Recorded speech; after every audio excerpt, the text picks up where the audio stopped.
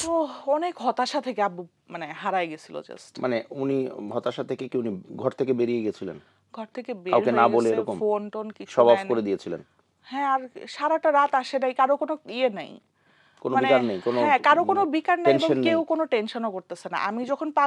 আমি তো ঘরবাড়ি ছেড়ে বের হয়ে গেছিলাম। খুব আমার স্বাভাবিক। বাচ্চা-কাচ্চা, আমার হাসব্যান্ড, আমার কিচ্ছু খুব দরকার নেই। আমার স্বাভাবিক। বাবা কোথায় আমি হুম, জাস্ট এটা জানতে হুম, চাই। হুম।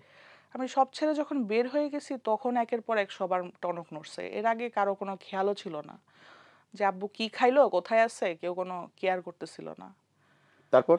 তারপর আব্বু আসলো, নিজে থেকেই নিজে চলে থেকে আসছে। চলে আমি আসছে। জানি না কোন প্রেশারাইজ করছে কিনা কেউ। হুম, কারণ আমি পুরো বাংলাদেশ ওলটপালট করে হুম, হুম, ফেলছিলাম হুম। যে আমার হাত যত লম্বা আমি ওই জায়গায় হাত না, দিব। না, ডেফিনিটলি এটাই তো স্বাভাবিক।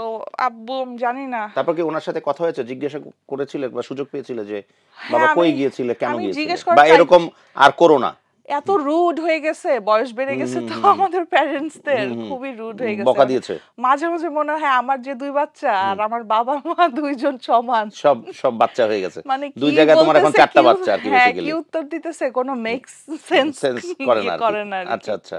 তো আমি যখন জিজ্ঞেস করলাম হুম, আব্বু কোথায় গেছিলেন হুম, বলেন আমাকে, বলে যা সর আমার লুঙ্গি নিয়ে আর গামছা নিয়ে। ব্যাস শেষ। কথা শেষ। খুব নরমাল বিষয় আরকি। এদিকে সবাই টেনশনে, কম বেশি তুমি মারা আমার তো যাচ্ছ। হার্ট অ্যাটাক করে ফেলতাম আরেকটু হইলে। খুব স্বাভাবিক। আচ্ছা ও ও পদক্ষেপ কি নিয়েছিলে? মানে বিভিন্ন সংস্থা বা আমি ভাই পুলিশ? দেখি নাই, এমন কিছু নাই। আমি হ্যাঁ। কত লাশ দেখছি, কত পেশেন্ট ওহ মাই দেখছি। গড! এই পর্যায়ে গেছিলে? আমি সব দেখছি, মানে সব খুঁজে মানে তুমি ফেলছি। ওই পর্যন্ত চিন্তা করে ফেলেছিলে যে আমি সব দেখে ফেলছি। আমি জাস্ট আমার ইনসিডেন্ট না বাবাকে অ্যাক্সিডেন্ট একবার হয়ে যায়। হ্যাঁ। হ্যাঁ,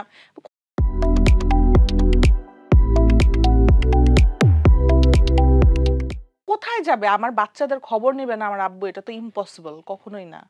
মানে যত বড় ঝগড়াই হোক আমার সাথে হুম, আব্বুর, হুম। আমার সাথে কথা বলবে না, কিন্তু আমার বাচ্চাদের সাথে কথা বলবে। একবার হলেও ফোন দিবে, ফারজাদ কোথায় আছে, কি অবস্থা একটু জিজ্ঞেস করবে। আর এই লোক কেন একবার ফোন দিল না, এটা তো আমি মেনে নিতে পারিনি। হুম, হুম। আমি সব জায়গায় গেছি। ঢাকা মেডিকেল যে এত বড় আমি জানতামও না। ও মাই গড! এত এত মানুষ, কত মানে বেনামি। আমি যখন খুঁজতেছিলাম তখন বলতেছে যে বেনামি আছে অনেকগুলা লাশ, ওখানে যান। মাই গড! ওই সময় তোমার কিরকম লেগেছিল? বেনামি পেশেন্ট আছে, ওখানে যান। আমি জাস্ট মনে মনে আল্লাহকে বলতেছিলাম যে এখানে যেন এখানে না যেন থাকে, না দেখি। হ্যাঁ। এই জায়গায় যেন না থাকে। হুম। আমার হাজবেন্ড তো আঞ্জুমান মফিদুলও গেছে আমাকে রেখে, আমাকে বলেও যায় নাই ও। তো অনেক কিছু আমাদের প্যারেন্টসদেরও উচিত আসলে আমাদেরকে একটু রহম দেওয়া, ট্রু। যে একটু শান্তি দেওয়া উচিত, যে এত পাগলামি করে যে এই পাগলামিটা আসলে করা উচিত না। বলে যাওয়া উচিত যে হুম, আমি ঘুরতে যাচ্ছি, তোমরা হুম। আমাকে নিয়ে টেনশন করবে না। বা আমি হারিয়ে গেলাম আবার চলেও আসবো। হ্যাঁ, আমরা তাহলে বদার্ড হইতাম না এটা নিয়ে। বুঝতে পেরেছি। All's well that ends well. শেষ ভালো যার সব ভালো তার।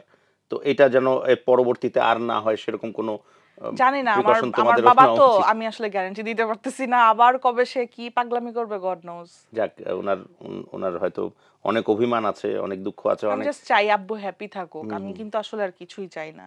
না যেভাবে তোমাকে যে গল্পটা আমি শুনলাম যে যখন তুমি ৩৫০ মানুষের মধ্যে থেকে তুমি সিলেক্টেড হলে তখন যেরকম মিষ্টি নিয়ে বা এই যে আনন্দটা তার খুশিটা তো সেই সেই জায়গার থেকে তো ভালোবাসাটা অনেক প্রকাশ পায়। তো আসলেই হয়তোবা অভিমান থেকেই গেছিল। ডেফিনেটলি তোমাদেরকে অনেক ভালোবাসে আর এবং আমাকে হুম, নিয়েও একটু আছে আব্বুর অভিমান। আমি যে হুম, হুম, ধরো হাউস ওয়াইফ, হুম, বাচ্চা হুম, কাচ্চা নিয়ে আসছি, হুম, টুকটাক বিজনেস করি, হুম, এটাতে আমার বাবা হ্যাপি না। হ্যাপি না। আচ্ছা, আমার আচ্ছা। বাবা চাই আমি অভিনেত্রী হই। দেখো সেই জিনিসটা তার মধ্যে রয়ে গেছে।